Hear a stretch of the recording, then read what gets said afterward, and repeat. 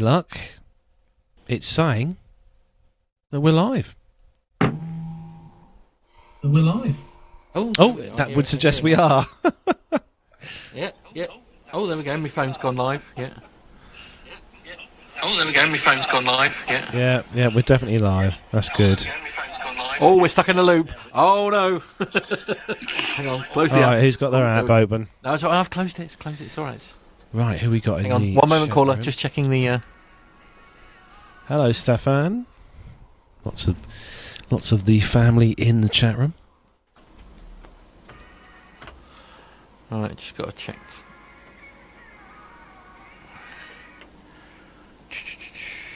I've just got to go offline very quickly. I've got to do a quick studio switch, so bear with. Tell you what I didn't put on there, the episode thumbnail, which I think is in there, isn't it, Nev? Yes. Or is it? Oh, perhaps it's not in there. No, I don't think it is, Nev.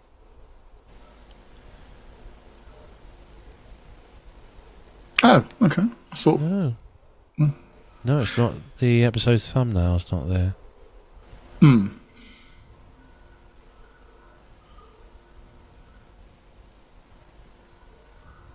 Hold on, let's get a generic thumbnail loaded up. Hold on.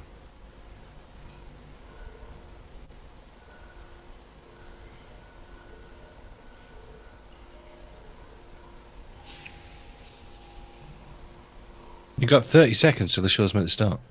Have I? Oh, okay. I better get ready then. I'll find a thumbnail in a minute. Count me in, Nev. Well, you should have started 10 seconds ago. Oh, sorry. There we go. It started. Don't panic.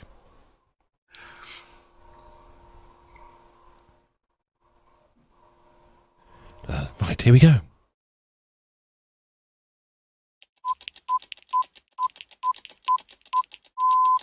10, 9, 8, 7, 6, 5, 4, 3.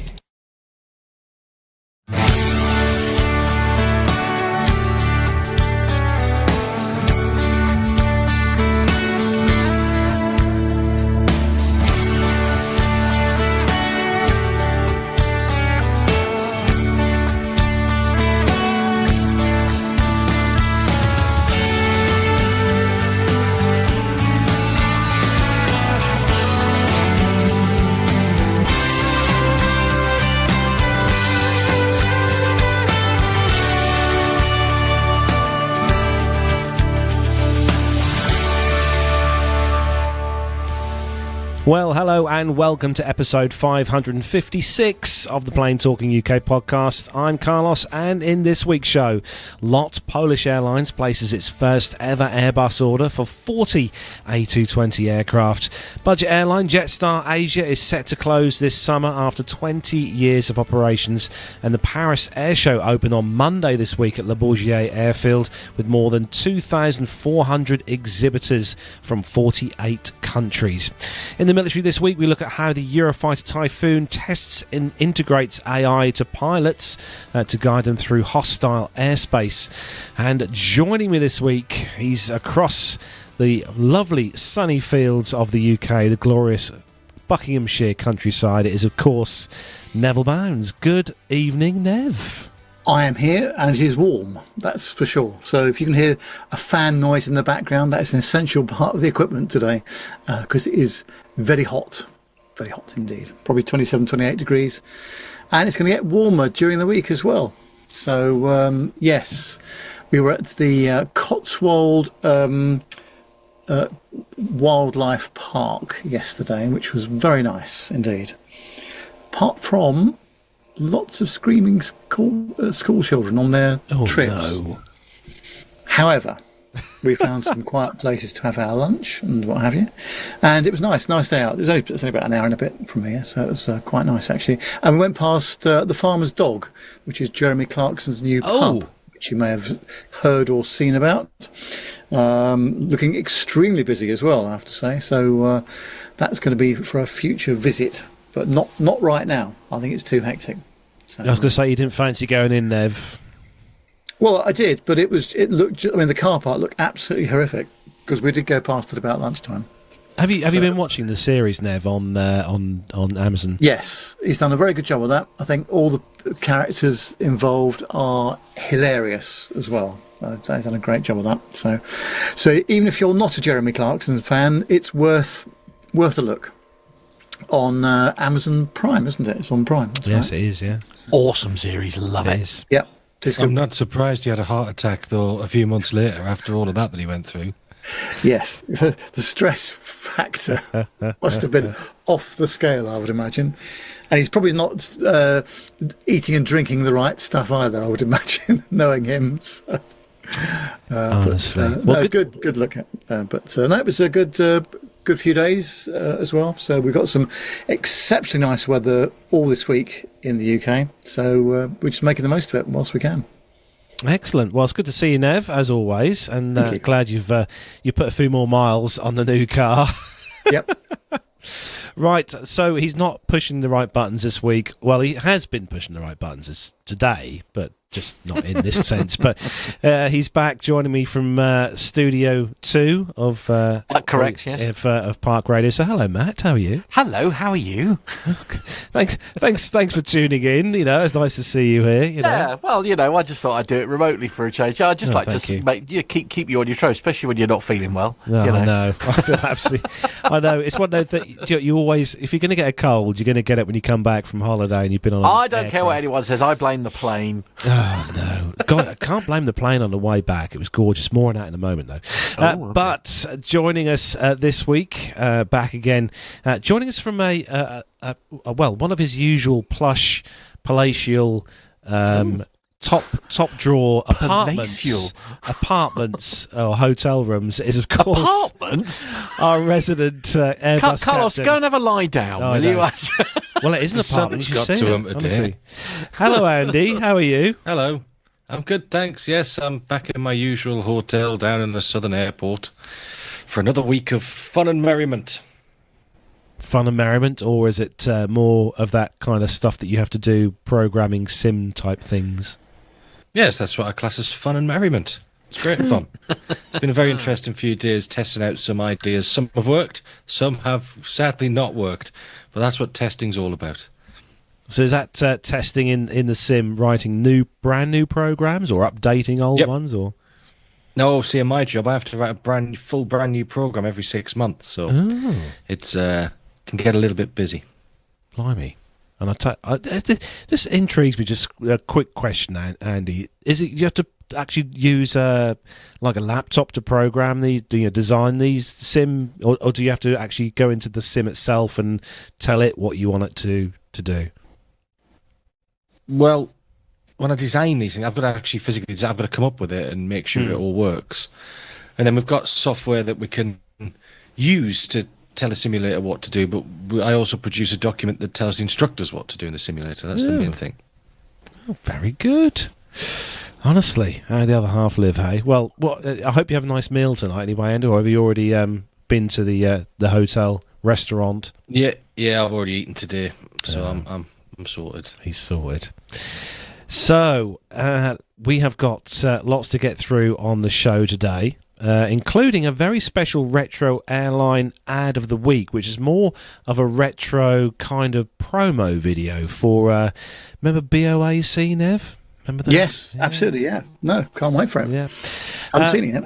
But, we've got that to get through tonight as well, plus some news. But we're going to have a look and see who's in the YouTube chat room this evening. Let's have a little look here. Who we got here? So, at the top of the list, we've got... sorry, just watching a moth fly around in here. Mazouz is in there. Hello. Oh, hello. Has somebody opened their wallet? Is that what it is? Richard Adams is in there as well. I like it how Richard Adams put, "Hi, Mazouz. Might have guessed you'd have been here." Top of the list. Stefan Cruz, hello to you. Good evening from Captain Cruz, sitting in Antalya, still 28 degrees Celsius, he says. We've got Neville Bones, obviously wielding the blue spanner of doom, keeping an eye on things. Dirk S, hello to you. Hobby Time, hello to you as well. Good to see you. Masha, hello, says good evening everyone. Hello, Masha. Lee Davies. says, hello, strangers. Where have you been, Lee? You've been missing for about 1,000 weeks. Andrew Hall, hello to you, Andrew. Good to see you in there. Local listener, Andrew Hall, as well. Let me see. John Jester, howdy all, says, just made it in time. Hello, John, one of our regular guest hosts on the show. Darren Smith, evening all air crash investigators, he says. Yes, it's been a busy old week, isn't it? John Falk, hello to you as well. Sturman, hello to Sturman, bet he's enjoying the weather and the military aviation as well. We've got, let me scroll down, make sure I didn't miss anyone out. Lee Davis, Dirk S, Darren Smith. I don't think I missed anyone out. Right, so if you're listening to us as an audio show, don't forget, check us out on YouTube Wednesday nights here, 7 o'clock, when we're producing a live show. And join us on YouTube. Just look for Plain Talking UK. And don't forget to subscribe and hit the bell icon to be notified when either me or Matt are pushing the go live button on the show. So we've got loads to get through this week, including the all-knowing commercial news. So if all the team is ready, yep, hopefully we are. The captain has turned on the seatbelt light. Please take your seats and fasten your seatbelts.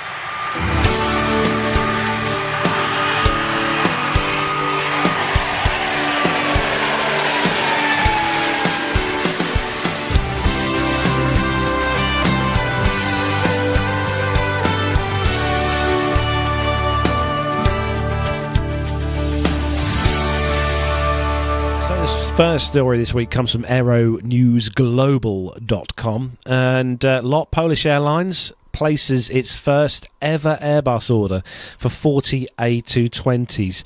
It doesn't seem to be a week go by when we don't talk about orders coming in for Boeing and Airbus. I mean, they're going to have a hard job of keeping up with all this, I think.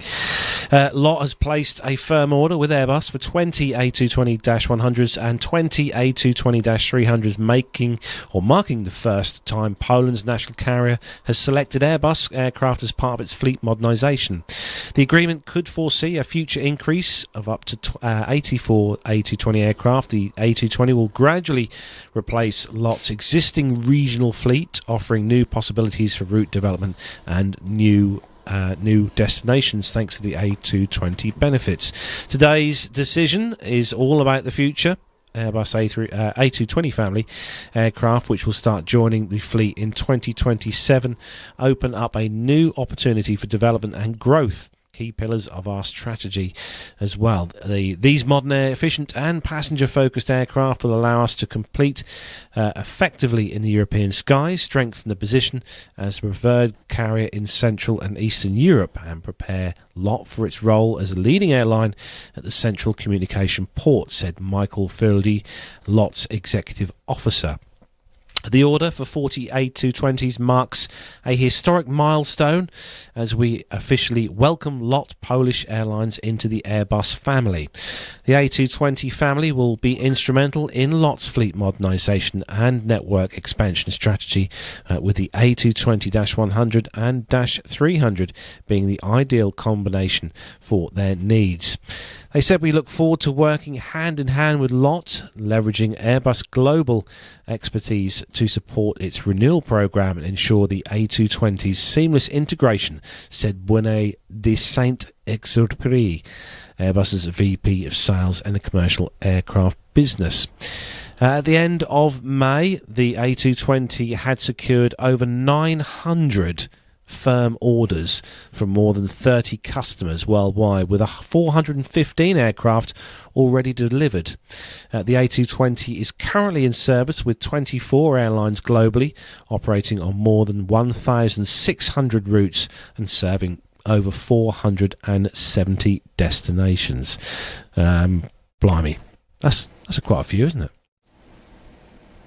Yeah, I just wonder. I mean, the A220 has done extremely well recently with orders that they've been taking, and obviously with the Paris Air Show on this week, they make a big thing about it as well. But I often wonder what would have happened if it wasn't Airbus. In other words, if it had remained the Bombardier C series.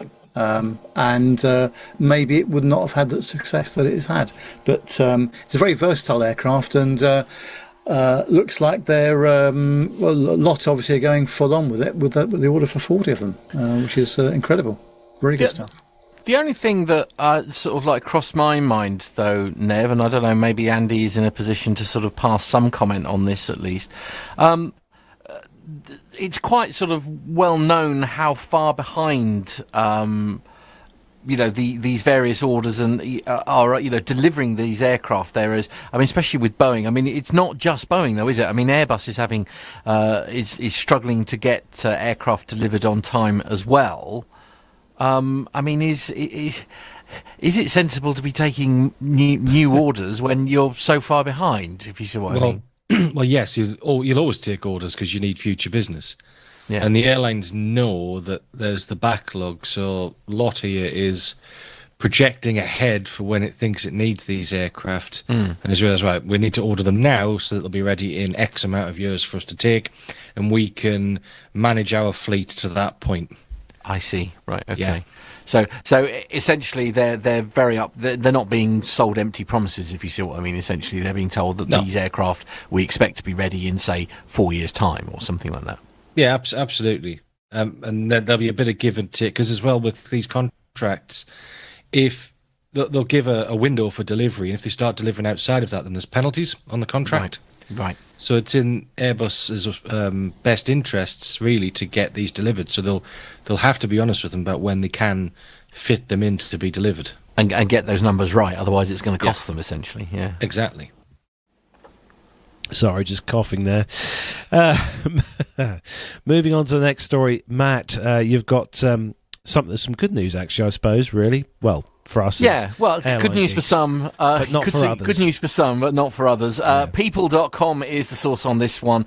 And this airline is going to start handing out £500 fines to unruly passengers. Ooh. It is unacceptable, they're saying. So a major European airline announced this week that passengers who are removed from flights for unruly behaviour will now face an additional fine in an effort to crack down on what it calls unacceptable behaviour. 12th of June, Irish airline Ryanair revealed that it is introducing a £500 fine to any passenger whose unruly behaviour results in them being offloaded from the aircraft. The newly implemented fines from Ryanair, which calls itself Europe's most punctual airline, take on an industry-wide issue affecting all airlines. The airline said in its release, the minimum fine comes as the airline vows to continue to pursue disruptive passengers for civil damages. It is unacceptable that passengers are made to suffer unnecessary disruption because of one unruly passenger's behaviour, a spokesperson for the airline said in a statement. To help ensure that our passengers and crew travel in a comfortable and stress-free environment without unnecessary disruption caused by a tiny number of unruly passengers, we have introduced a £500 fine, which will be introduced to any passengers offloaded from aircraft as a result of their misconduct. Whilst these are isolated incidences which happen across all airlines, disruptive behaviour in such a confined shared space is unacceptable, and we hope that our proactive approach will act as a deterrent to eliminate this unacceptable behaviour on board our aircraft, the spokesperson added. People reached out to Ryanair for comment but did not receive an immediate response. Over in the US, unruly passenger incidents reported to the Federal Aviation Administration peaked in 2021 when 5,973 were reported. A total of 2,102 were reported in 2024, with 699 accounted for so far in 2025. From 2021 to 23, the FAA levied a total of $20.9 billion in fines against unruly passengers. Unruly passengers can face a felony conviction if referred to the FBI. Fines of up to $37,000 per violation and be placed on an airline's internal no-fly list. Former FAA Administrator Mike Whitaker reiterates that the FAA has a zero tolerance for unruly passenger behaviour. Dangerous passengers put everyone at risk, the agency shared in in a statement on its website. Threatening or violent behaviour can distract and disrupt crew members from their primary responsibility to ensure the safety of all passengers. Now, so my take on this, not that anyone cares particularly, is that, in many ways I applaud Ryanair for sort of setting out a very firm, sort of line in the sand, if you like. So if you do cause any form of disruption, then you're going to be fined £500 essentially for that. But I mean, presumably, if the disruption is serious enough, and they have to divert, for example, as a result of that, or they have to try and get to a nearer airport, presumably there's fines. They're made to pay for that, though. Surely. Well, yeah. I mean, I think £500 is a bit of a joke, I have to say. It's nowhere near what it should be. I mean, if a disruptive passenger results in the crew and everybody diverting, that can result in just a whole load of cost straight off the bat. So think about the diversion cost when you're talking about landing fees. You're talking about possibly hoteling 200 passengers. Perhaps maybe the crew goes out of hours. They need more fuel again. They need to fly in an extra crew. I mean, the whole load of things. It can run into five-figure sums and more very quickly, I would say. The airlines definitely go after them for that cost as well. I think this is a nice little sweetener here, really. If there's a disruptive passenger before the aircraft's even left the gate, then they're going to slap them with this fine. Gotcha. Whereas that doesn't happen at the moment. It's more just get them off the aeroplane and move on. Yeah. Obviously, the en route diversion, definitely they go after them for all of the costs plus a bit more for damages. I think it's a smart little deterrent move, to be honest. Do you think it will work? And though? knowing Ryanair, they'll announce it on the flight as well. True. As a buying opportunity. Yeah, absolutely. Yeah. Would you get a discount if you pay for it early? Yes. It's only £450, so you can just get booted off. I mean, the only thing that I guess would potentially concern me is that the sort of person that's likely to start kicking off and being disruptive. I don't know if that's even going to enter into their head, if you see what I mean, because if it is, for example, alcohol fueled, they may not necessarily enter into their head the fact that they might have to pay a £500 fine, because it's already too late by that point, if you see what I mean, if they're wrapped up in the moment. You know, and these people feel it.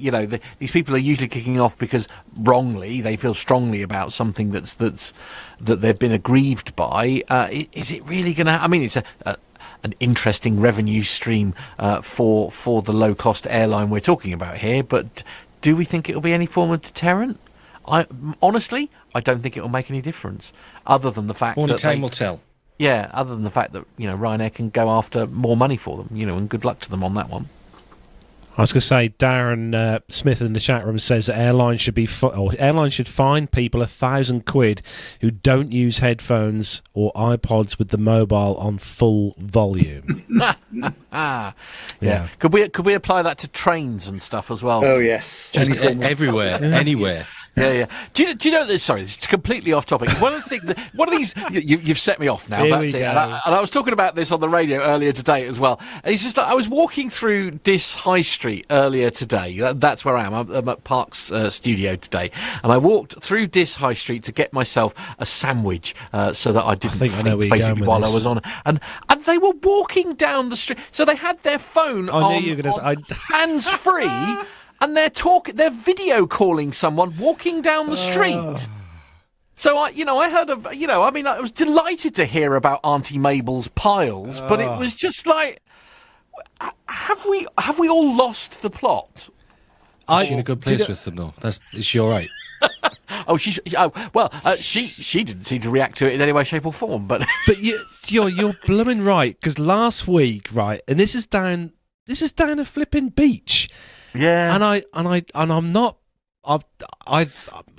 going to say anything bad about the particular people involved who might have come from somewhere in Europe, beginning with I, but they had a very.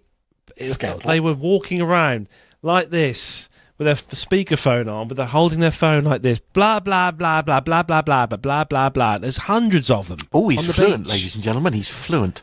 And I just thought, what happened to the days where you'd hold a phone like this with your earpiece, have a chat? He says trying to explain something Yes. on Video audio podcast, media. yeah. But I mean, holding your phone to your ear so you can chat to someone. But yeah. But luckily we didn't see any of that on the aircraft on the way out or the way back on the. But anyway, I'm terribly sorry. I've taken us off on an unnecessary tangent. I do apologise, but it's just like it really grinds my gears, as Peter Griffin would say. So. Right, Nev, you've got the next story and a budget airline closing. Yeah, unusually, actually. It's on The Independent, and it says that, budget airline Jetstar Asia is set to close this summer after over 20 years of operations. The Qantas Group announced a strategic restructure on the 11th of June, including the closure of the Singapore-based low-cost airline. Jetstar Asia will reduce its flight schedule across the next 7 weeks before operations cease on the 31st of July. The airline, founded in 2003, was expected to make a 35 million Australian dollar loss this financial year. According to the group, the closure of the Intra-Asia airline will enable the Qantas Group to invest $500 million in renewing its aircraft fleet. Well, up to 13 Jetstar Asia Airbus A320 aircraft will also be redeployed for routes across Australia and New Zealand. The closure will impact 16 routes across Asia, including flights connecting Singapore with destinations in Malaysia and the Philippines. Affected customers will be offered full refunds or reaccommodated onto alternative airlines, said the group. Jetstar Airways and Jetstar Japan services in Asia and all of Jetstar Airways international services in and out of Australia will be unaffected by the closure. The Qantas Group blamed rising supply costs, high airport fees and intensified competition in the region for the closure of the low-cost airline. Employees will be provided with redundancy benefits following the announcement. Qantas Group CEO Vanessa Hudson said that Jetstar Asia had been a pioneering force in the Asian aviation market for more than 20 years, making air travel accessible to millions of customers across Southeast Asia. We are incredibly proud of the Jetstar Asia team and the work they have done to deliver low fares, strong operational performance and exceptional customer service. This is a very tough day for them, and despite their best efforts, we have seen some of Jetstar Asia's supply costs increase by up to 200%, which has materially changed its cost base. I want to sincerely thank and acknowledge our incredible Jetstar Asia team, who should be very proud of the impact they have had on aviation in the region over the past 2 decades. Gosh, that's quite a big moment, isn't it, really? I remember, obviously a long time ago when they first started back in 2003, what a breath of fresh air it was to that region, because there was not much competition at the time, and certainly not in the low-cost sector. So that made a big difference to regional flying around that part of the world. So that's quite a big moment, I think.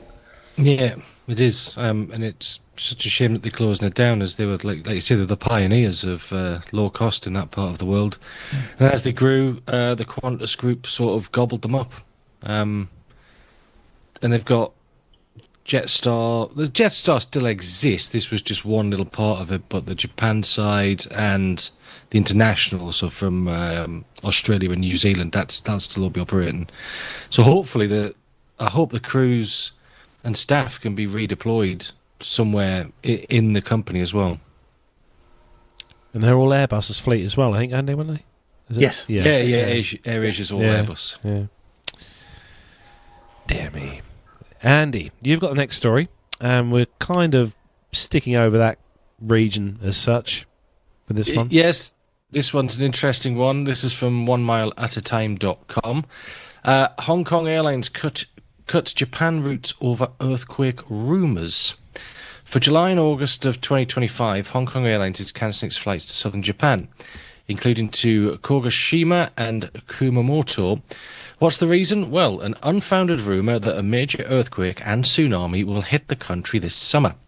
In Hong Kong, the rumour has caused a decrease in travel demand to Japan. The impacts aren't just lasting a couple of months, as airlines are reportedly seeing reduced demand for flights from Hong Kong to various points in Japan since May. Hong Kong Airlines only resumed the Kagoshima route in the spring of last year, for the first time in 4 years. Then in December 24, the airline increased the number of weekly round-trip flights from 3 to 4 due to strong demand. But now the airline is seeing demand declining, coinciding with these earthquake rumours. The Japan National Tourism Organization has stated that the earthquake rumour has no scientific basis and urged travellers to make travel plans based on scientific information provided by official organisations. Most people are probably thinking, earthquake rumour, huh? Let us explain. A Japanese comic book, so manga.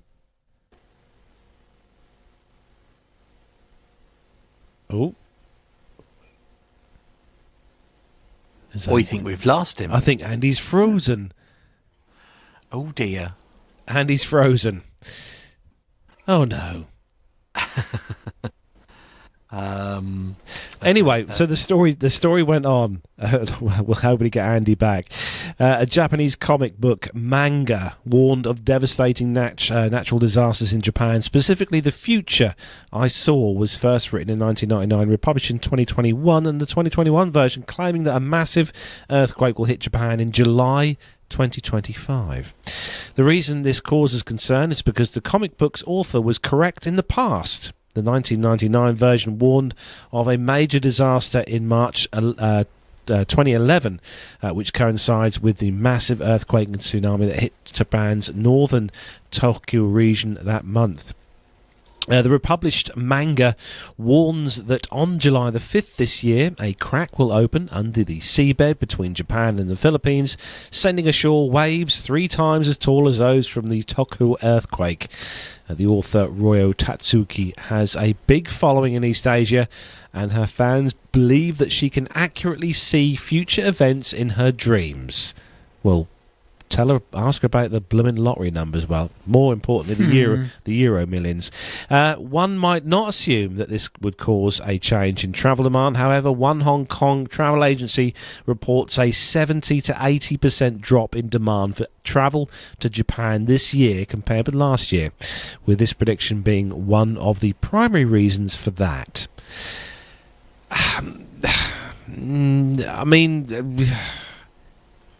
I kind of live in the real world, you know. If it's going to happen, it's now steady. Well, you know what I mean. Predictions and all that kind of. I mean, if someone wants to predict the 6 numbers for this week's lottery, by all means, you know, drop me an email and tell us. Right. Okay. I'm more than happy to have that, but I think, you know, worrying people because of a comic book might be a bit much.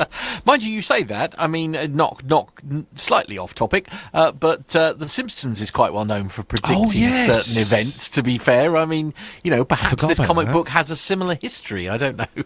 Yeah, I remember that. I'm playing devil's advocate. I don't believe in it either, if I'm honest with you. Yeah. But, Nev, any thoughts? Well, no, I can see why Andy wasn't very keen to read this story. No. Keen. I wonder whether he pressed the end meeting button. Yeah. Oh, poor Andy. Well, hopefully we'll get him back. You're in charge, Nev.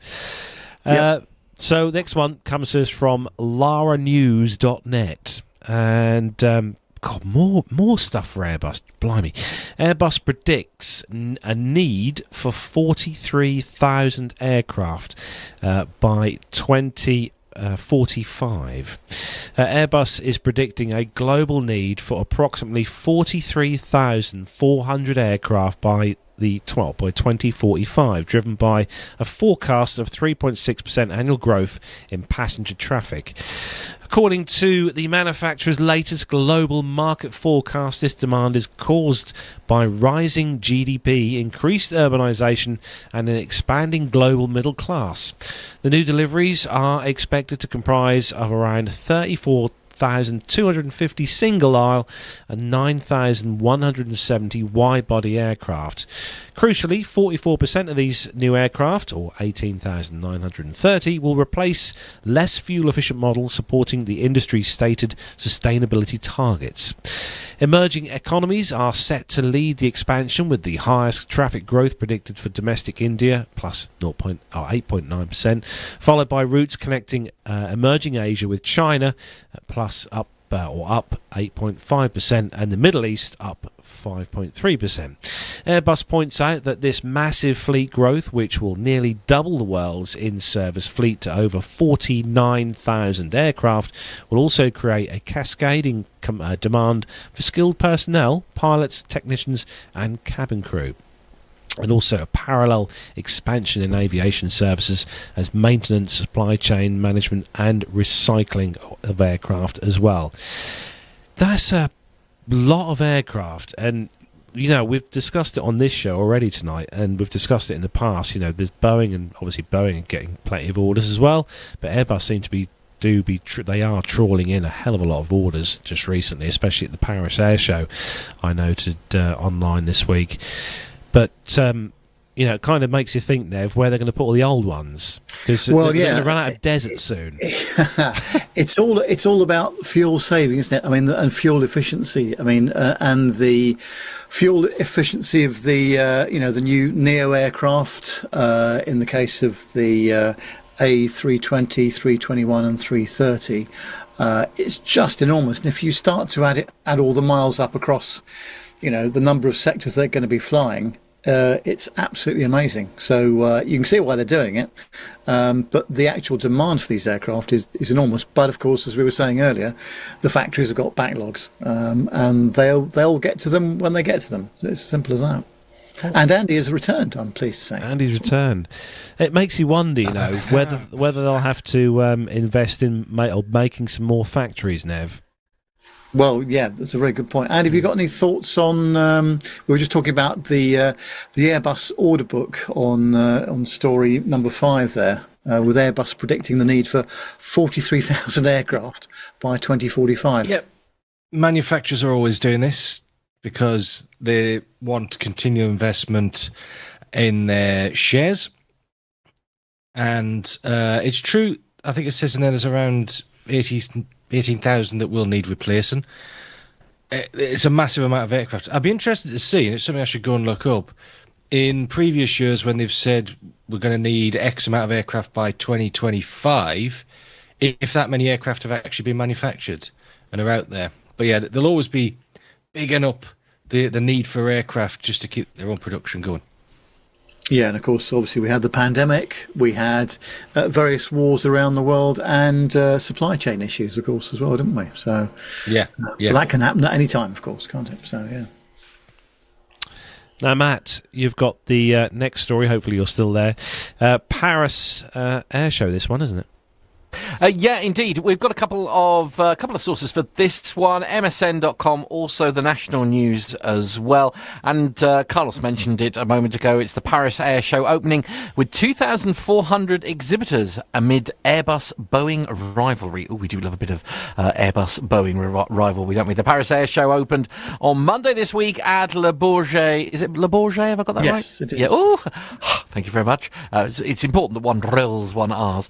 The airfield, with more than 2,400 exhibitors from 48 countries set to display their latest innovations during the week-long showcase. The event is the world's largest and most prestigious showcase for the aerospace and defence industry. The ongoing rivalry between Europe's Airbus and US-made Boeing aircraft manufacturers is set to further intensify at the event as both companies announce significant new orders. Boeing expects global demand for air travel to increase by more than 40% by 2030.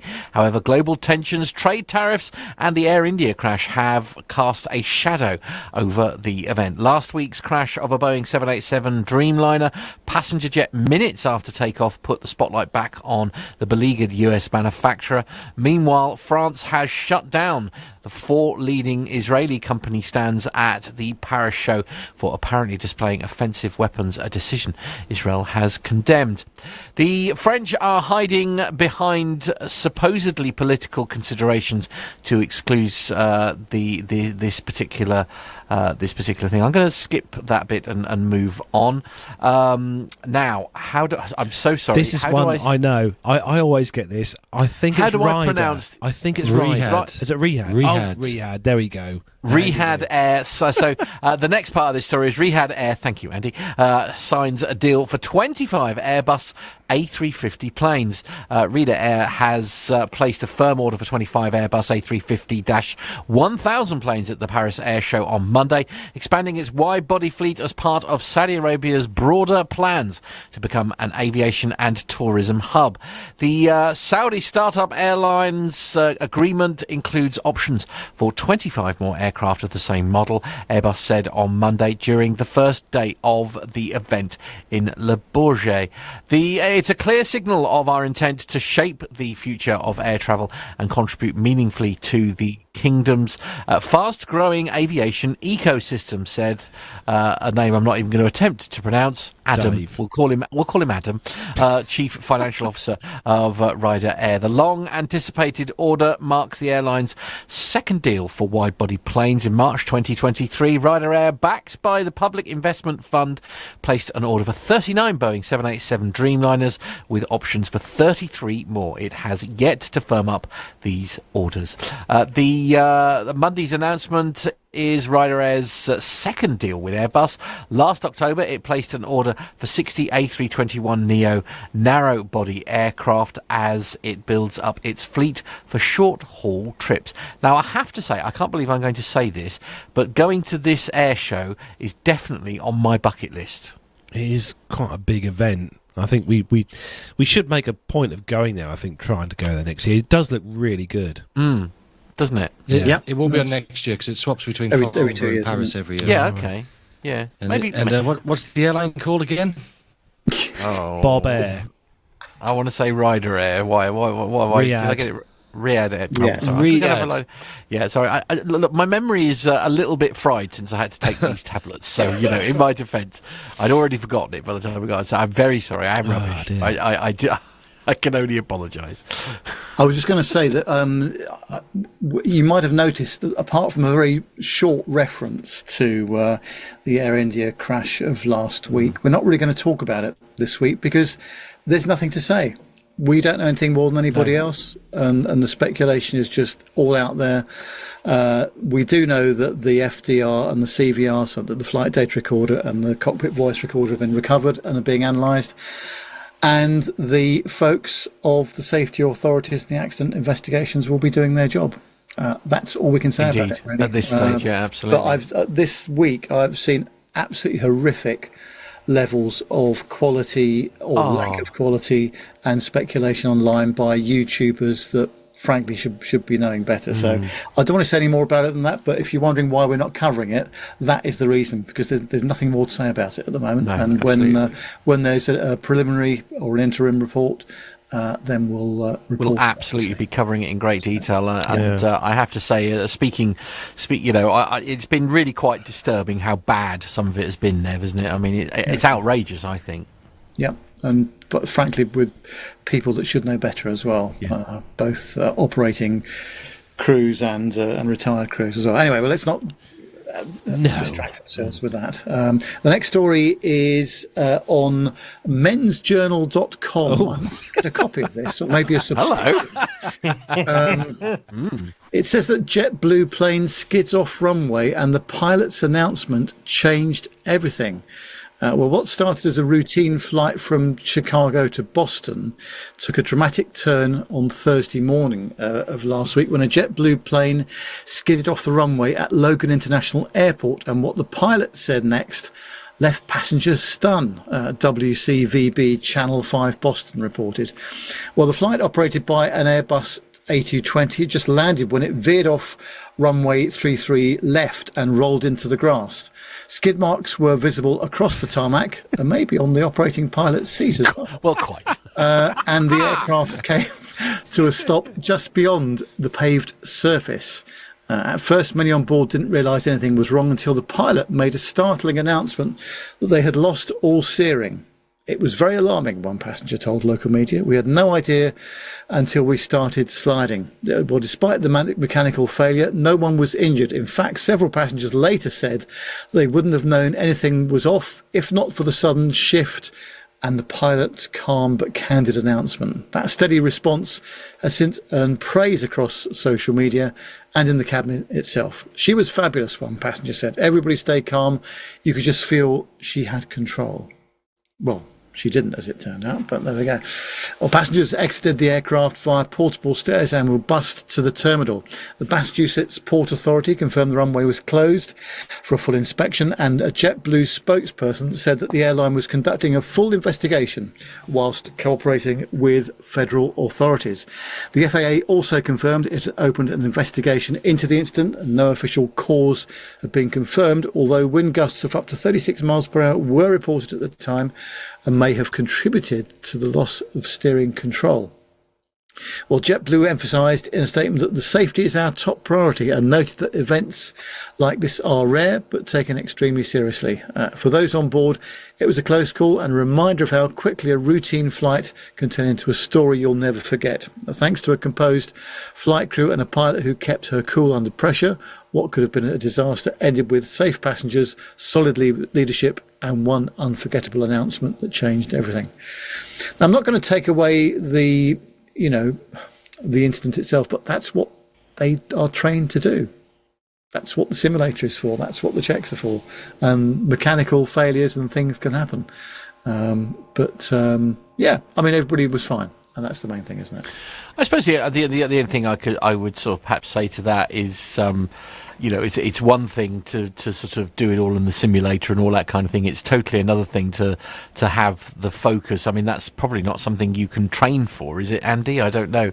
To have the focus to know exactly what to do in when that situation arises. Hopefully you never get to test it, but Yep, but in the modern world, we don't use events anymore for training. We train to competency. Okay. And the theory behind it all is if you can train one competency, then or a set of competencies, sorry, then you can handle any situation. So that's what we aim to do. And when things like this do happen, you do sort of, when I've spoken to pilots who've had instances, they go back into the mindset that they have when they're in training and in the simulator as well. And it all becomes sort of second nature once they start getting into running through procedures. So they might have had to do, I don't know, that could have led to an evacuation. They'll have started running through that, and you get into that sequence quite quickly. So yeah, you can train people for this, and that's why training's so important. And that's why we do it every 6 months, because it's not just, we don't just do engine failures anymore like we used to do with unreliable aircraft from the 60s and 70s. Now we train a broad spectrum to cover all of these 9 competencies so that hopefully when we send them out onto the line, they can deal with any situation that comes their way. Interesting. There we go. You heard it straight from the trainer himself, look. Yeah, absolutely. It's a service we provide thanks, here on the Andy. show. Appreciate that. Right, Andy, sticking with you for the next one. Travel Yes, chaos, strikes. Let's hope the internet holds up on me again this time. If not, somebody be poised to take over. Primed and ready. This is from the bristolpost.co.uk. A very big headline. Travel chaos warning as aviation strikes to hit UK flights. Airline passengers have been warned that Finland is set to be hit with a 10th walkout of staff in the past 45 days. More flights are due to be cancelled on June the 17th, so that was yesterday, and the 19th tomorrow at airports throughout Finland, with up to 64 UK flights affected by the disruption, impacting as many as 11,000 passengers. The Mirror reports that the Finnish Aviation Union, the IAU, has staged strikes on May the 2nd, 5th, 16th, 19th, 30th, June the 2nd, 4th, 17th, with further action planned for June the 19th. 14 direct flights, so 8 Finnair, 4 British Airways, 1 Ryanair and 1 Norwegian, and up to 50 indirect flights on airlines such as KLM, EasyJet, Lufthansa, Air Baltic will be disrupted later this week. Key routes affected include London, Manchester and Edinburgh to Helsinki, which have 14 different 14 direct flights on 2 days designated for industrial action. Other routes with 1 or 2 stops include Birmingham, Bristol, Belfast, Nottingham, Southampton, and leads to Helsinki via Amsterdam, Stockholm, Copenhagen, and Latvia. Each strike day costs Finnair and Finavia, the Helsinki airport operator, between 10 and 20 million euros in lost revenue, with wider economic knock-on effects on tourism and hospitality. By the end of the summer, the sector could lose between 100 to 150 million euros, according to air passenger rights company Air Advisor. Based on analysis of booking trends, there's a 7 to 12% drop in UK bookings to Finland for the summer season, with passengers altering travel plans to alternatives like Sweden, Norway or Estonia. Passengers caught in the middle of these strikes won't see any EU 261 compensation come their way. However, they still have a right to meals, accommodation and assistance. Oh. Well, there we are. These things happen, though, sadly. It's interesting. We haven't actually heard much about crew or company strikes for ages, have we? Around Europe. The second you've started saying that, Nev, that's it. The French are going to go on strike every single day. Well, they're on strike more than they're not, I believe. So, yes. Of course, if that ever happens during the summer months, that's a big diversion around the country, isn't it? Isn't it just? Yeah. Yes. Massive. And costly. Yeah. A few quid's worth. Not fun. Not fun. Right, next one comes from the UK Aviation.news. And UK government announces 250 million quid or pounds for green aerospace. The UK government announced it was making 250 million pounds in funding available for green aerospace projects in the bid to drive forward greener air travel. Announcing the funding at the Paris Air Show, Industry Minister Sarah Jones said this is the latest win for British Aerospace in the run-up to the launch of our industrial strategy, which will turbocharge growth in our advanced manufacturing and defence sectors to take them to a new heights, bringing new, highly skilled jobs to every corner of the UK. She said this government is backing aerospace. The investment will keep it at the forefront of innovation, not only delivering economic growth, but also boosting the charge to net zero by 2030. 2 key pillars of our plan for change. This funding will be used for cutting-edge projects that will provide a real change towards greener air travel. And during her time at the air show, Miss Jones visited the UK pavilion, meeting companies such as Airbus and Rolls-Royce, who have both largely highly skilled workforces in the UK. Rolls-Royce Director of Research and Technology Alan Newby said, gas turbines are an engine for growth for the UK economy. We welcome the recognition of technology's vital role from the government supporting both national and economic security. Together, he said, the government and industry investment in future gas turbine technologies will enhance the UK's global competitiveness and help secure UK jobs and exports for decades ahead. Projects will be funded by the Aerospace Technology Institute, or the ATI, which is a joint investment scheme between the UK government and the aerospace industry. Airbus UK Chairman John Harrison added it's terrific to see ATI funding allocate to projects like our Zero E Development Centre, or ZDEC, or ZEDC, that will be built at Airbus's Filton plant, and also the DECSAM, or DECSAM, which builds on the industry's additive manufacturing capabilities. It's initiatives like this that are absolutely critical to accelerating the decarbonisation journey and advancing sustainability, cutting-edge manufacturing, and the continued ATI funding provides the UK aerospace industry with the confidence and stability it needs for fuel innovation. Oh, there we go. A nice green story for tonight. We haven't had a green story for a while. Electric aircraft? Anyone? No? Oh, don't. No. I mean, this is all a bit... I mean, £250 million sounds a lot, but it's not really. It's not in the world of trying to find new fuel sources and this sort of stuff. It's a drop in the ocean, and really a lot of governments are well behind the curve on this, I think. And here we are in 2025, still scrabbling around trying to find new sources of fuel and propulsion. And, you know... Not to make it political, but I think it's a bit of greenwashing by the government, this one.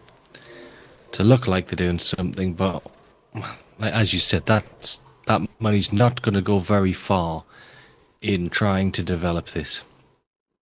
No, it's not. And it sounds like a press release, and it probably is as well. It's certainly been written in that way, isn't it? So, but yeah, we'll have to see. But it's a long road. You know, it's a heck of a long road to go. And with all the manufacturing, the design, the certification, you know, we are a long way off yet. But you know, as long as people are talking about it, then that's a good thing, I suppose, isn't it? Yeah, just keep cutting the grass. It'll be all right. Right, Nev, you have got the next story, and these open rotor aircraft. Got a picture here as well for this. Yes, on that theme of trying out new designs to try and reduce fuel consumption and this kind of thing. It's on flightglobal.com, and it says that Japan Airlines is to collaborate with Dutch-based MAVE Aerospace on its proposed MAVjet, which is a rear-engined hybrid electric open rotor regional aircraft aimed at the 80 to 90 seat sector. The carrier will provide aircraft design and operations support to assist MAVE in optimizing the aircraft specification and ensure it could meet the requirements of the Japanese network. Well, as an island nation, Japan relies heavily on air travel to connect its regions, says JAL Senior Vice President of Corporate Planning, Yuki Koyama. The MAVjet offers a solution that significantly reduces environmental impact whilst enhancing economic efficiency. JAL is one of a number of carriers in which MAVE says it has discussed a proposed model, a 5-abreast T-tail aircraft, and it will have a metallic fuselage, although the wing material has yet to be finalised. MAVE intends to conduct the first flight in 2030 and achieve entry into service in 2033.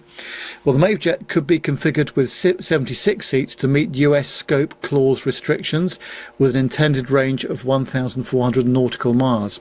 A high density version seating 100 would have a 950 nautical mile range. MAVE's proposal has evolved considerably over the last 3 years, having started as a 44-seat electric aircraft with 8 motors. In fact, I think we did actually cover this on a previous episode. Excuse me. Before being revised to a 4-engine model and then expanded to a twin hybrid electric design known as the M80 for 80 passengers. All the iterations were supposed to be working, insisted MAVE Chief Technology Officer Michael Newseller, but we were respecting the feedback of the customer. Revision to the MAVjet took into account public perception of the M80's turboprop-like design, including the consideration of cabin noise. But he adds that there was a need for higher speed in order to achieve productivity greater than typical of a turboprop. You cannot compensate for this with fuel consumption, he says. We need to have more margin in speed. With a planned cruising altitude of Mach 0.75 and a maximum of Mach 0.78, the MAVjet fits better with jet schedules, he added. The Pratt & Whitney Canada engine is in the development phase, he says, and will fly on a test bed next year. Well, he points out that the MAVjet, unlike a separate long-running Dutch proposal to revive the Fokker 100, is a proven basic concept in a completely new design. He's sceptical of retrofit efforts on older designs because aircraft were optimised at the time to the technology of their era. We presented MAVjet to a number of airlines, and there's interest because they understand that the existing regional jet fleet will retire at some point in the future, probably in the late 2030s. Japanese Mitsubishi Heavy Industries has previously cooperated with the M80 project, though its MHIRJ Aviation division, and this supports the in-service fleet of CRJ aircraft after it acquired the program from Bombardier in 2020. Well, their Senior Vice President, Ross Mitchell, insists that the collaboration with MAVE is not a way for Mitsubishi to return to the regional jet manufacturing business following the demise of the MRJ, latest SpaceJet program. Whilst the company has yet to secure operator commitments to the aircraft, Newseller is confident that the MAVjet has good prospects. We are using technology which is reachable, he says. We are focusing on the best aircraft concept and not only just on the vertical technology. It's not a dogmatic approach to make a hybrid or electric. It's just what is the best result from a flight physics point of view. It's always a difficult thing, isn't it? Regional aviation. It seems to be easier to do long haul or, short to medium haul stuff, but regional aviation has always been a difficulty across Europe sometimes, and there's many manufacturers that have had a go at it.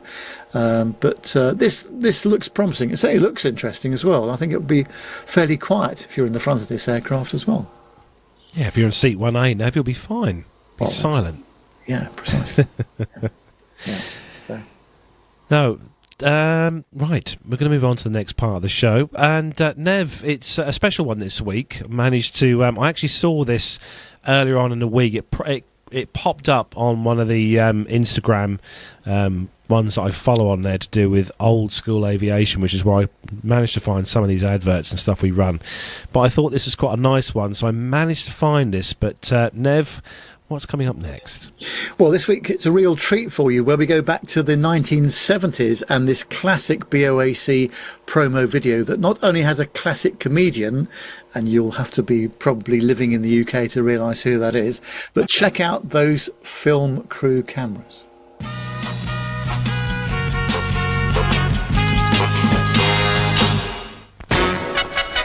A Boeing 747 waits at London Airport, ready for takeoff on BOAC's inaugural jumbo jet flight to Sydney.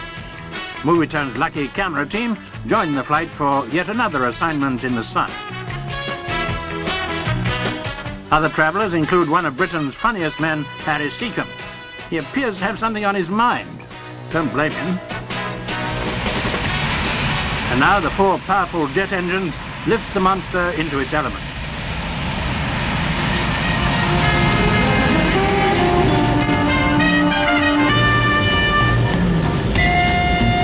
By now it's lunchtime, and 360 hungry passengers are served a four-course meal which would delight any gourmet.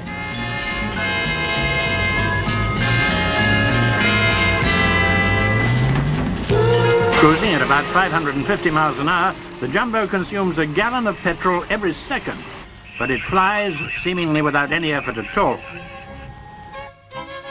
Harry was obviously carried away by some of the facilities. Later, he even decided to try and play this incredibly musical The Welsh.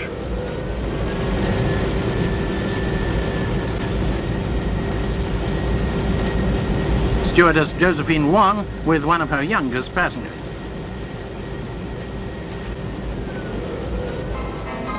Needless to say, Mr. Seacombe was doing all right too.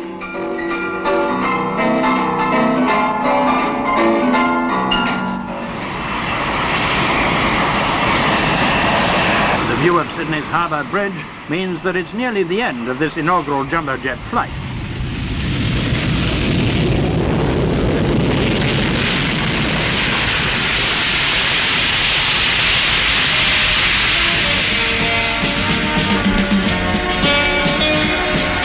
But for us, there's the chance to take in the Sydney sights.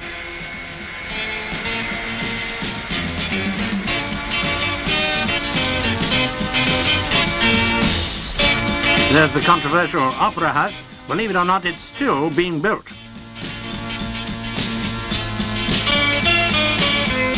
In Sydney Harbour, of course, there's plenty of room for sailing.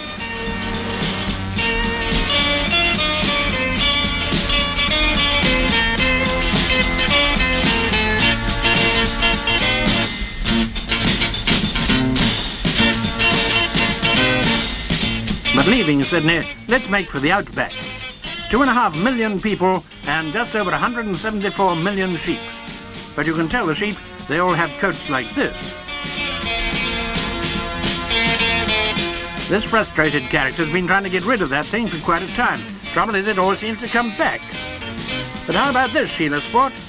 And how about this Sport?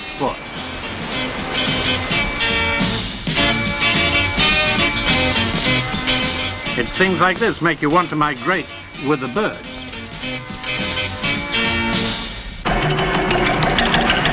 Oh, my word. There's a different time then. There's definitely a different time then. What do you think of that one, Nev? Well, I've not seen it before, so that was my first time watching it. Yeah, it was a different fashion, wasn't it, back in the day? Goodness me. And no, very entertaining to watch it, though. And hopefully those people who just downloaded it as a podcast, have a look at the YouTube. Yeah, have a look at the YouTube. That's the thing. But no, very funny. Excellent. No, it's nice to see that old BOA set. That is one of my favourite liveries. That's also that's one of the liveries that they brought back, didn't they, Nev? On is it the 4 of those 747s that they done with a special retro livery? Or 5 of them, 4 or 5 of them. That was the only one in BOAC's livery. Yeah, there was one in BOAC and one in Landor. Landor, that's it. Yeah. Because I think the BOAC one was one of the last ones I think that has been sadly cut up now. But yeah, no, or has it not been cut? I thought that one had been cut up already. The BOAC. That's the one at Dunsfold. Have they cut that up? Have they? I think they might have cut that one up. I'm pretty sure they have. The chat room will soon tell us if we're wrong. Right. Wrong? Or right? What? Wrong? Wrong? How could we be wrong? Right, Nev, time to introduce your favourite part of the show next. Oh, it's that, isn't it? Yes, it's the military. Oh, no. He sounds so excited. Bogies 135, 50, Angel 16, heading 340. Okay. 108 bogies.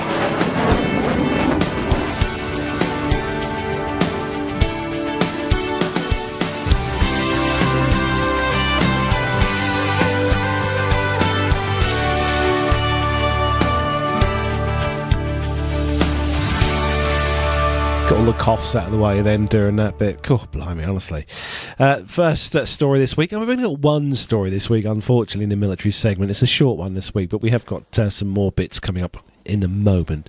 It comes from the armyrecognition.com, and Nev found this one. Just so everyone knows, Nev found this particular story. The Eurofighter Typhoon fighter test integrated AI to guide pilots through hostile airspace. It's all about AI these days. As part of the major technological evolution of the Eurofighter Typhoon capabilities, BAE Systems is currently conducting simulator trials of a new decision support system based on artificial intelligence, or AI. Developed by Swedish company Aviation, the system known as Rattlesnack, or is that Rattlesnake? No, Rattlesnack, is designed to enhance the aircraft's survivability in beyond visual range of threat environments by enabling pilots to make faster and more accurate decisions in a complex combat scenarios. The trials are taking place at BAE Systems facility in Wharton, Lancashire, where the system is being tested on a Typhoon simulator. Rattlesnake is... it's got to be Snake, surely, is built around advanced missile threat modelling and what is described as verifiable AI, designed to create dynamic threat boundaries in the battle space. This operational boundary, calculated in real time, allows the pilot to identify flight zones and remain outside the reach of enemy missile systems. Paul Smith, Typhoon strategy lead at BAE Systems and former Royal Air Force Typhoon pilot, emphasised the importance of maintaining high-level situational awareness in future air combat, where the threats evolve continuously. According to him, the ability to make quick and accurate decisions is becoming essential in the contested environments. He believes the Rattlesnack technology has potential to reshape both pilot training and operational tactics by providing real-time data on optimal position to reduce exposure to threats. Rattlesnack's development comes with the broader modernisation of the Eurofighter Typhoon, a twin-engine multi-role combat aircraft designed by a European consortium composed of BAE Systems, Allianz Aeronautica and EADS. Featuring a lightweight composite airframe and Delta Canard configuration, the aircraft combines ability and agility with high thrust performance provided by two Eurojet EJ200 engines. These engines offer significant output with growth potential of up to 30%, enabling a maximum speed of 2,495 kilometres and a range of 2,900 kilometres. So it's all about AI now. I think everything we see online now is all about AI. And it's only a matter of time before AI is used heavily, even more heavily, within the military. But thanks for popping that in, Nev.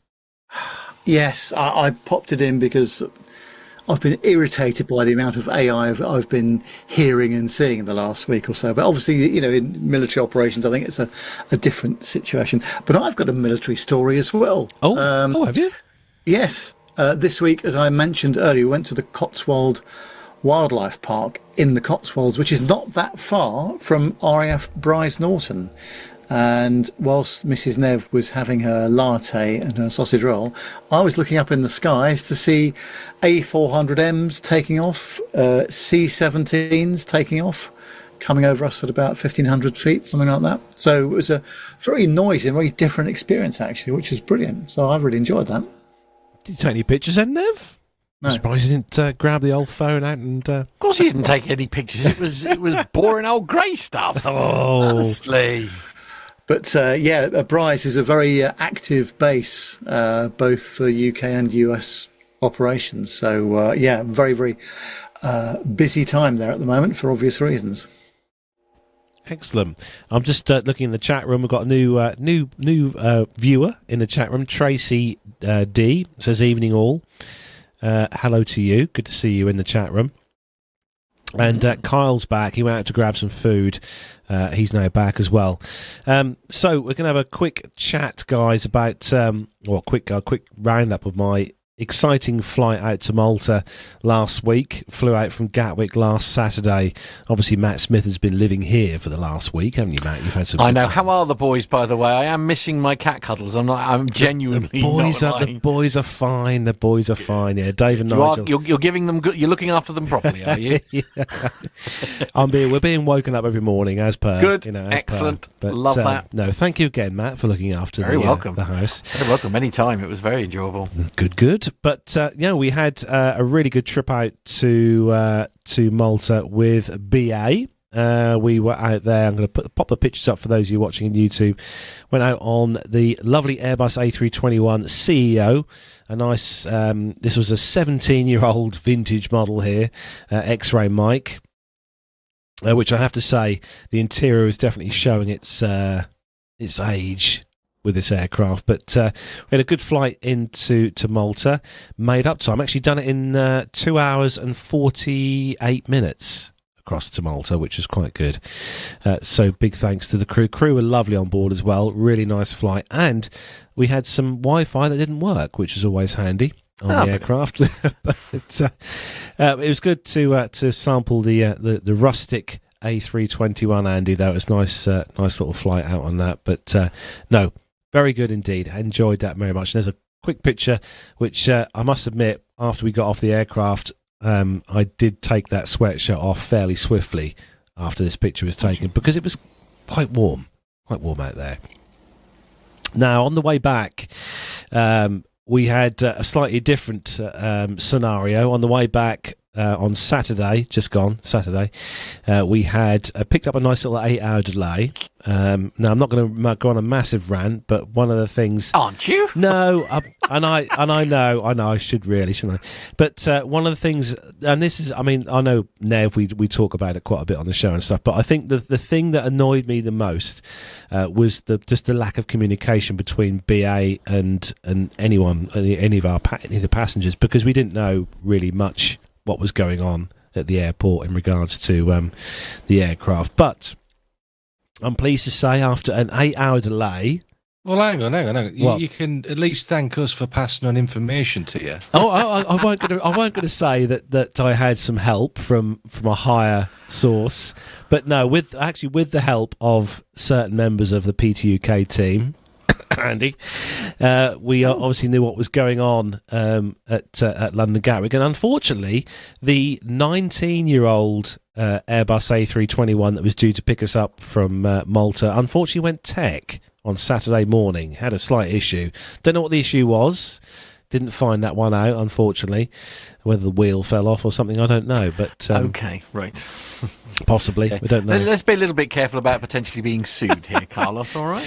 I'm sure the wheels are still on. Anyway, Right. what I will say is, though, but after the 8-hour delay and the 2 €6 vouchers that we got from the airport for food, which went a long way. I mean, we had such a massive meal with the 2 €6 vouchers that we got. I'm being sarcastic now, aren't I? Anyway, moving swiftly on, we managed to, or BA managed to get hold of the lovely people at Titan Airways, and Titan sent us out what was, I think, it's probably one of the better liveries I've seen in a long while, an A321 Neo LR. So, Andy, just tell us for the benefit of the listeners, the 321 Neo LR. This is different from the usual 21 because it has extra fuel tanks, so it can go further. There we go. Oh, nice. And also, this airframe is very special as well. We've talked about it before, haven't we? Yes, I think this one really? had this. Did have the windows? Yes, this Problem. had the melty windows. Melty windows. Oh, Yes. well, from the spotlights, from the is that the one? Yes. Yeah. I remember that. Yes, but I will say, they did turn up when they were supposed to turn up. The crew were absolutely phenomenal. The crew was so good. Really, really, really happy and engaging with all the people on board, because some people were slightly how do I put this, upset by the 8-hour delay we'd had. But anyway, we had all our seats reassigned, because obviously the seating configuration on this particular 321 was slightly different to the 321 we're due to fly out on, so most people had their seats or seated in a different place. But there was tons of legroom, absolutely stacks of legroom on the aircraft. Seat back USB power, which was very handy for a lot of people who'd used pretty much all of their battery on their phone while we've been sitting in the airport. We had a really nice flight back on the 321, the Neo LR. And I have to say, Andy, quiet, my word, on takeoff. You could literally hear a pin drop in that cabin. It was that quiet. Oh, yeah, the Neos are very quiet. And, we got on board the aircraft that evening, Saturday evening, and we picked up a little 20-minute delay due to French air traffic control restrictions. I beg your pardon? I know. So, with the delay, I thought I'd make use of myself, obviously, and went and saw the crew and had a chat with the crew. So I know, a couple of the crew took some the PTUK cards, but just in case any of the crew are watching, massive thanks to you for treating us all so well on the flight. And obviously, I had to make a visit to the flight deck while I was on board the aircraft during the delay. Because you're 6 years old, obviously. Because I'm a kid. Yes, I know.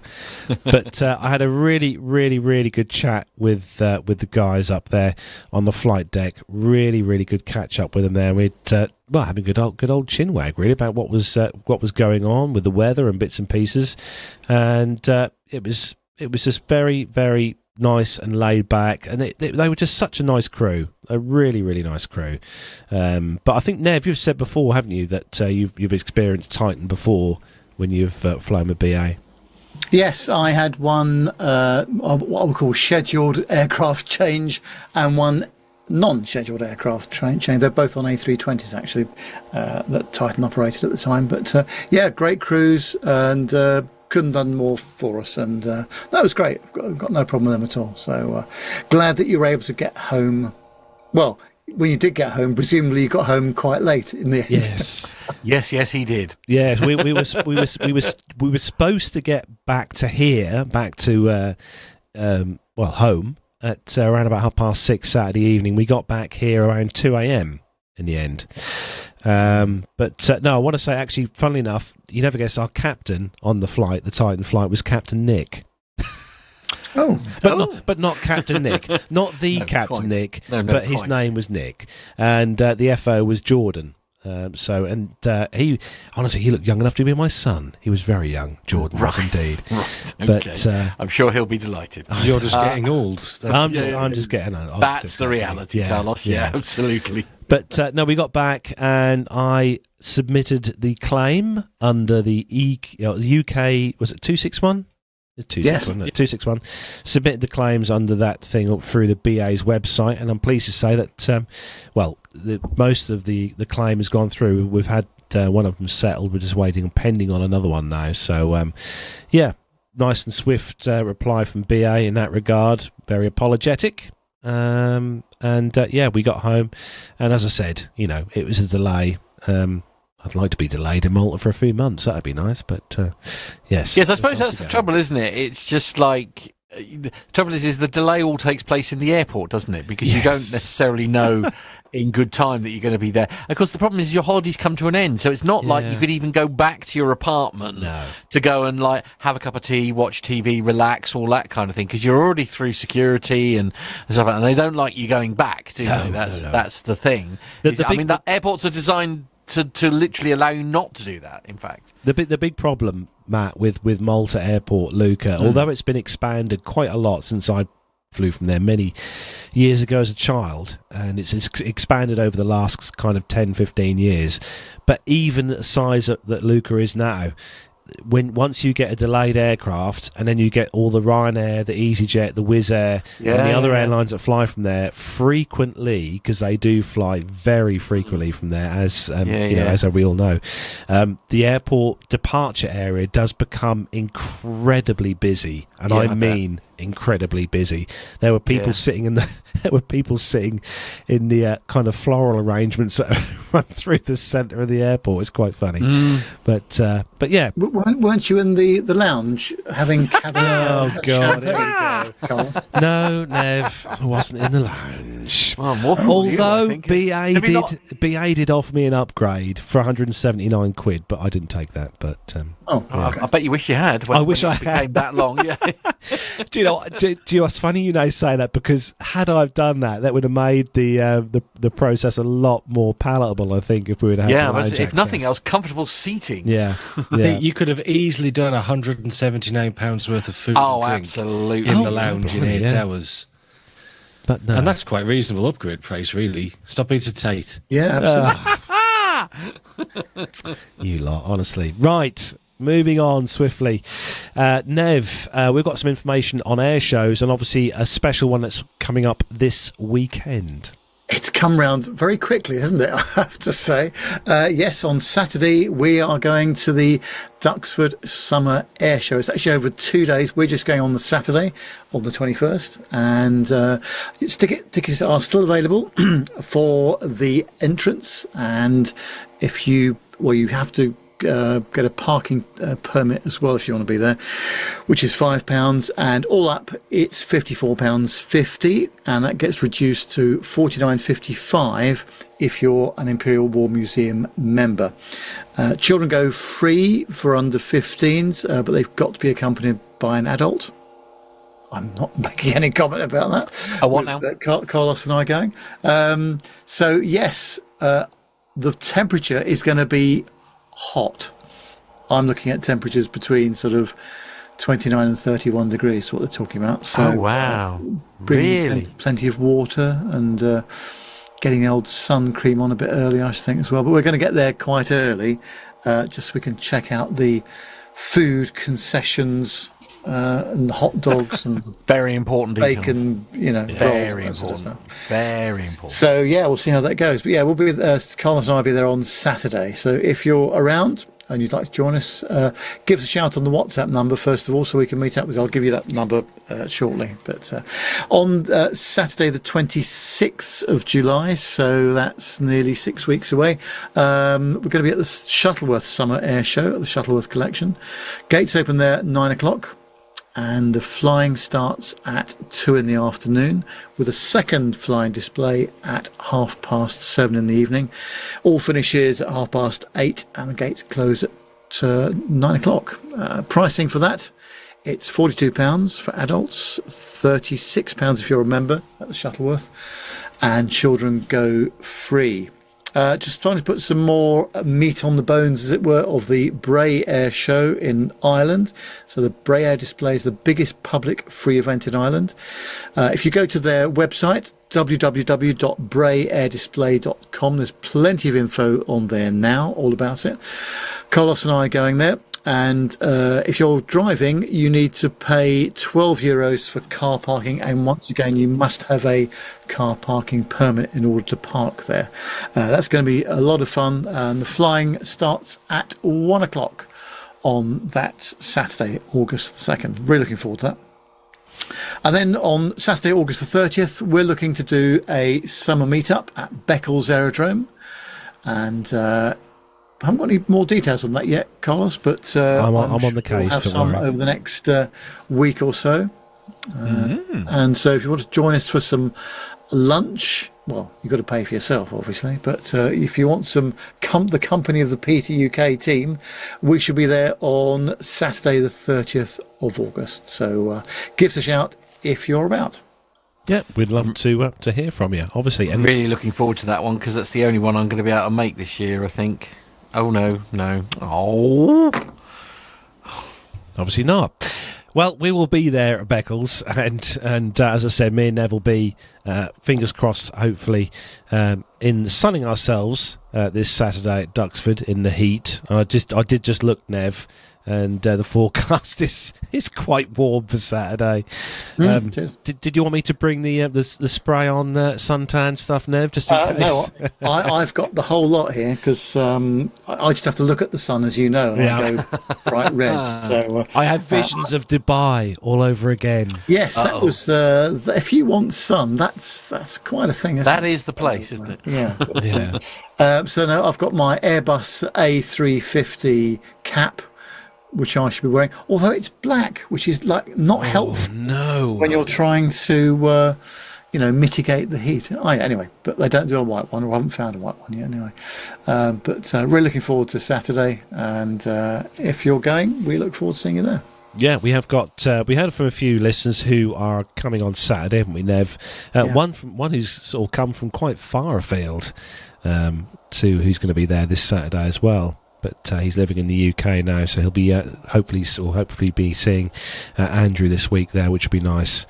But looking forward to that. Looking forward to all the shows this year. Looks like we might be having a good summer this year, Nev, just for a change. Yes, and as long as the weather holds out for when we're outdoors doing this sort of stuff, then that'll be fine. But as always, you never quite know what you're going to get in Ireland and the UK when it comes to weather. But we'll give it a go. Let's see what we can do.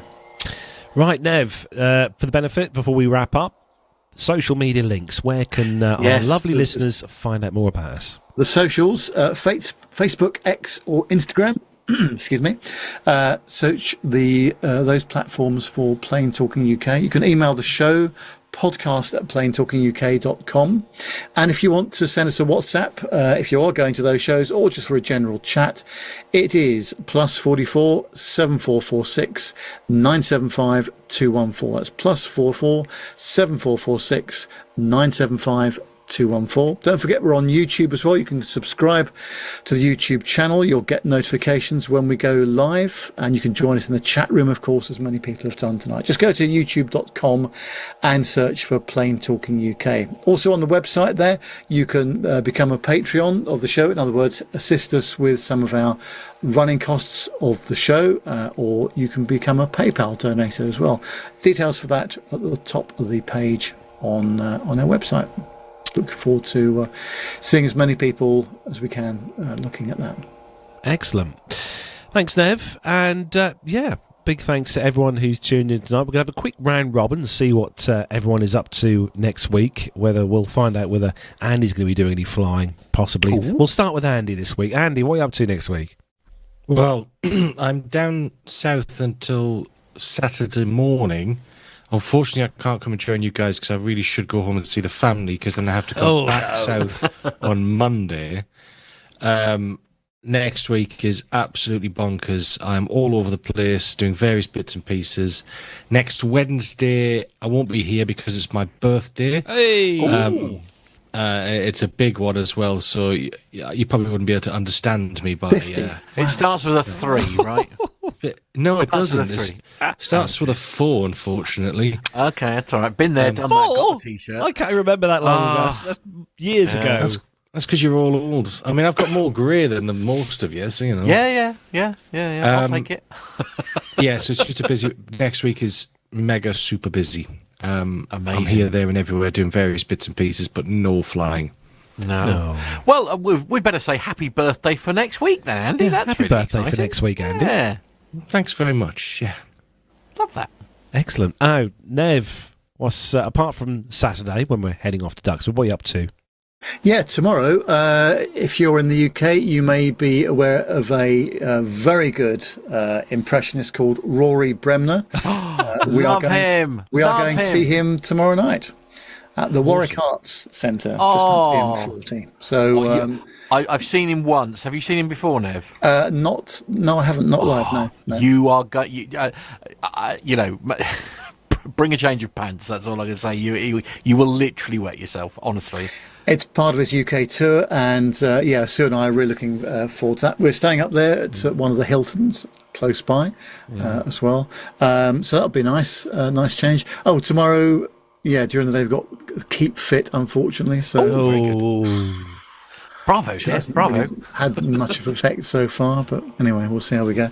Get out of the way early doors before it gets too warm now. Cool, quite, yes. In fact, all the walking I'm going to be doing is sort of like 7 o'clock in the morning now as well, because it's just too warm, even after about 9 o'clock. Plenty of walking to deal with at Duxford, of course, though. So yes. That'll get your steps in. Yes, shuffling our way through as we are. But no, it should be good. Looking forward to that as well, of course. And then next week's a bit quieter. We've packed a lot in this week, so it's going to be a bit quieter next week, hopefully. Love that. How about you, Mr. Smith? What's exciting things you doing? So I've got a weekend. Well, not really a lot going on, but that's more just because I need to at the moment, unfortunately. So just a couple of sort of challenges on that regard. So I actually have a clear weekend where I plan to do very, very little. That is the plan anyway. We'll see if it stays that way. Hopefully it will do. But and then just work next week, really. But weekends like that are good. Weekends where you have nothing planned is good. And it very rarely happens, so it's quite nice. And the following weekend, it's Armed Forces Day here in Dis, and there's a birthday party and all that kind of thing. So it's all going to be sort of, busy old time for the station at the moment. So we've got lots of live singers and all that kind of thing, which is in no way stressful. So that'll be fine. But hopefully, because the forecast, as you say, is going to be absolutely stunning, so I might actually spend some of it in the garden. That'd be nice. That'd be nice. Yeah, it's always good. Absolutely. I shall be off to Duxford with Nev obviously on Saturday. Looking forward to that. And then Saturday evening, I should be leaving Duxford and heading back to this neck of the woods to go and have a nice evening with some friends that we normally meet up with every now and again for a few drinkies. So I'm looking forward to that Saturday evening. Top up the beer levels from the holiday. From the holiday, and work as usual for the rest of the week. And obviously Sunday morning I shall be doing the ironing, listening to Matt Smith on Park. So excellent. Exciting times ahead. Anyway, quite yes. You're having trouble sleeping. Always listen to me. That's the answer. Right, going to say a big thank you again to everyone who's joined us in the YouTube chat room this evening. Loads of you in there. Some new faces as well. Always good to see new faces in there. Massive thanks to all you as well for tuning in. Also, a big thanks to everyone who downloads the podcast as an audio podcast. Thank you for downloading us each week and listening to us via your many devices. That's very, very kind of you. Don't forget, send us some feedback as well. We would love to hear from you. podcast@planetalkinguk.com is that email address. We'd love to hear from you. And we'll be back next Wednesday, all being well, 7 o'clock here on YouTube for the next show. It'll be 557. And we might, depending on how we get on this weekend, we might even have a little snippet of what some of the content we might get from Duxford this weekend. All being well. That sounds like work for me in that case. No, it does, doesn't it? Yeah, absolutely. You did or I might just film something with my phone camera and just right. Okay, that'd be fine. Right. That'll be fine. Just finally, before we go, yes, I've just noticed one of our oldest friends in the chat room, Micah, has made an appearance. Oh, hello, Micah. Which is marvellous. Haven't seen him for ages. So hope you're hope your health is okay, Mike. I know you've had a few challenges over the last couple of months, but I hope all is well with you. And thank you very much for tuning in.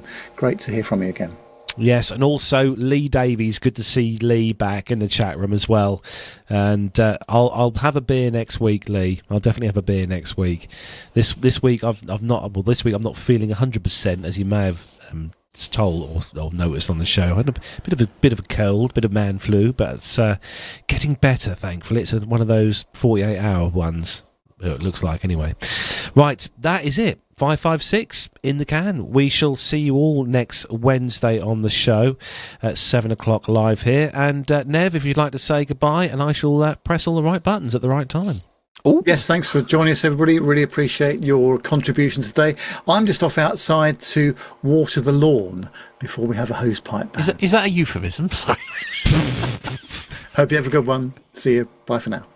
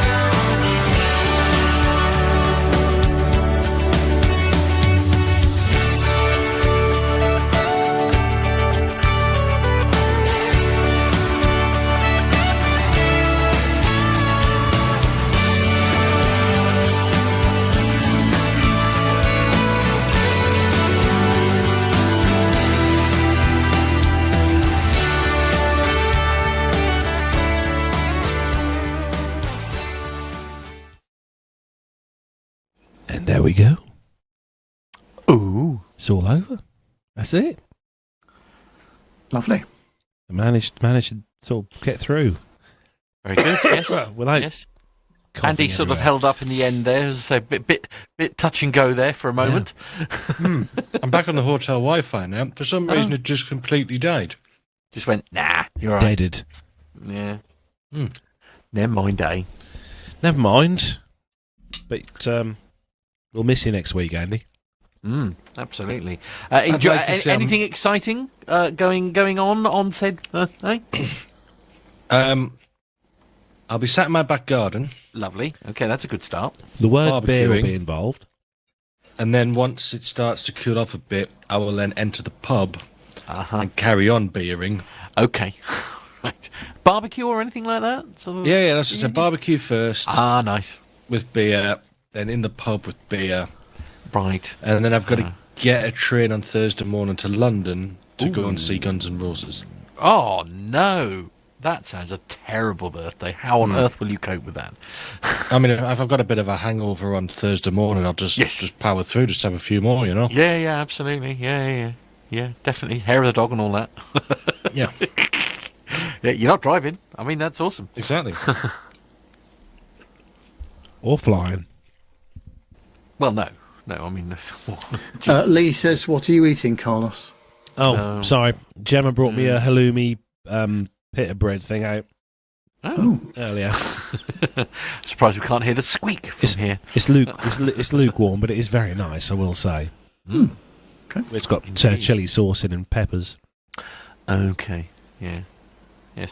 On that bombshell, I am going to have to go because I haven't had any tea yet and I'm starving. So yes, me I too. need to go home for that. Yeah. So yes, absolutely. Have an amazing birthday, Andy. Sounds amazing. Can't wait to hear all about it. Especially Guns N' Roses, huge fan. So yeah, awesome. Cheers, guys. Have a good one, mate. Take care. And on that note, we shall let the chat room go. So. I shall get ready to hit the button, Nev, if you want to say goodbye to all the chat room. But thanks again, everyone, for tuning in tonight. And Nev, over to you. Yeah, thanks very much indeed, Carlos. And happy birthday to you, Andy, for your upcoming birthday. Woo! I hope it's a good one. It will be memorable, I am sure. Ah! Just make sure you got plenty of paracetamol. He won't remember it at all. I think that's... I now know you go to bed with some paracetamol and a lot of water. I'm learning that as I get older. Excellent. There you go. Anyway, folks, have a good week and weekend coming up, and we'll be back Wednesday, 7 o'clock next week. Thanks a lot, and bye for now.